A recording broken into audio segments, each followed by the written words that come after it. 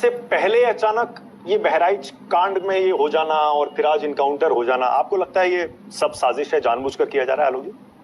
देखिए, पूरी तरह से आईएस से ही शुरू कर लेते हैं। आईएस कहकर कहीं ना कहीं वो हिंदू मुस्लिम एंगल देने को, उसकी उद्धार देने के लिए काम बीजेपी कर रही है। और घनश्याम भाई से मैं रिक्वेस्ट करूंगा, क्या हम अपने मुंह से ना बोलें? जो भी बोल रहे हैं वो बीजेपी का एजेंडा बोल रहे हैं। आईएस कहकर कहीं ना कहीं हिंदू मुस्लिम करने का काम है, इससे ज्यादा कुछ नहीं। कौन सा स्टाइल है और कौन सा क्या है, ये तो शुक्र है कि आज मानक जी प्रोग्राम तो कर रहे हैं, दूसरे चैनल तो प्रोग्राम भी नहीं कर रहे होंगे। अगर यही सरकार दूसरी किसी पार्टी की होती बीजेपी के अलावा, तो हिंदुस्तान का मीडिया पूरा उस सीएम का फोटो लगा के कि जंगल राज हो गया है और गुंडा राज हो गया है और पुलिस का राज हो गया है, सब चला रहे होते। तो घनश्याम भाई, कुछ चीजें हमें बर्दाश्त करनी है और करेंगे हम, लेकिन दिक्कत यह है, इसी को जंगल राज कहते हैं जो हो रहा है। एक निकम्मी सरकार और नाकाम पुलिस, मतलब पूरे दिन उस व्यक्ति के शव को घुमाया गया। मानक जी बार बार ये कहलवाना चाह रहे हैं कि राम गोपाल मिश्रा की जो हत्या थी वो कैसी थी। अरे भाई, हत्या थी, वो नृशंस थी और वो गलत थी, वो नहीं होनी चाहिए थी। किसी को अपना कानून हाथ में लेने की इजाजत नहीं है, लेकिन उससे पहले जो हो रहा था, क्या उसकी इजाजत है? क्या किसी के घर से आप वहां पर धार्मिक स्थल से झंडा उतार रहे हैं और गंदे गंदे गालियां देकर आप वहां पर डीजे बजा रहे हैं, एसएचओ तुरंत सस्पेंड नहीं होना चाहिए था? क्या हुआ? नहीं हुआ। क्या वहां पर साइलेंस जोन नहीं था? साइलेंस जोन होता है मंदिर के बाहर, मस्जिद के बाहर, इस तरह के गाने और तमाम चीजें नहीं बजाई जाती हैं। लेकिन एक पैटर्न बन गया है, ये तालिबानी पैटर्न कहिए, इसको कोई भी पैटर्न कहिए, कि आप जाइए वहां पर और पूरी तरह से जो जितना जहर आप दूसरे धर्म के लिए उगल सकते हैं आप उगलिए। फिर कहिए कि साहब उन्होंने पत्थरबाजी कर दी हमारे ऊपर। रामनवमी पर देख लीजिए, 10-10 राज्यों में एक ही दिन में एक ही पैटर्न पर होता है। अब आते हैं एनकाउंटर पर।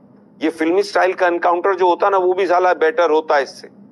फिल्म में भी जो स्क्रिप्ट लिखी जाती है वो भी शायद कहीं ना कहीं से सोच समझ के बेटर लिख लेते हैं। ये गुड्डे गुड़िया का खेल कर रही है यूपी पुलिस। और एक कहावत है तुहिन जी की, पूरी बात पर मैं एक ही बात कहूंगा कि एक तो चोरी और ऊपर से सीना चोरी। एक तो गलत काम कर रहे हैं आप, प्रशासन मिलकर पुलिस के साथ, सरकार करवा रही है, और उसके बाद आप कह रहे हैं कि साहब ये ऐसा नहीं होना चाहिए, वैसा नहीं होना चाहिए। ये जगह जगह पर जो हो गया है कि गाने बजाइए, भद्दी गालियां दीजिए। वो फरीदाबाद वाला लड़का एक मिश्रा था, उसको तो मार ही दिया। कौन वो, क्या था वो, आरएन मिश्रा नहीं, वो जो गोली चलाने वाले लोग थे, कौन थे वो, किससे जुड़े हुए थे, कौन से गोरक्षक। अभी ये देखिए बदलापुर में भी हुआ।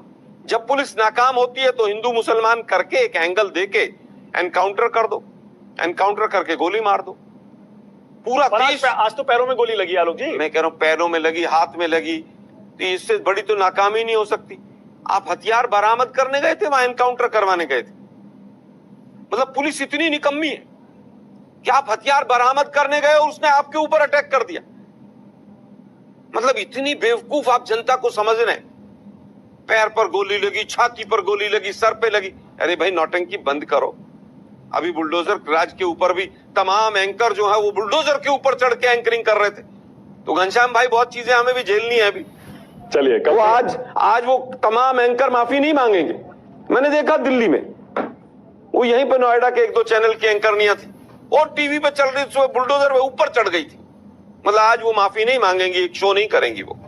दुर्भाग्य ये है कि हम देश को किस तरफ ले जा रहे हैं। आलोक जी, बवाल होगा, एक मिनट, बवाल होगा, पत्थरबाजी होगी, चुनाव सामने है, यूपी में भी होगा, छत्तीसगढ़ में भी होगा।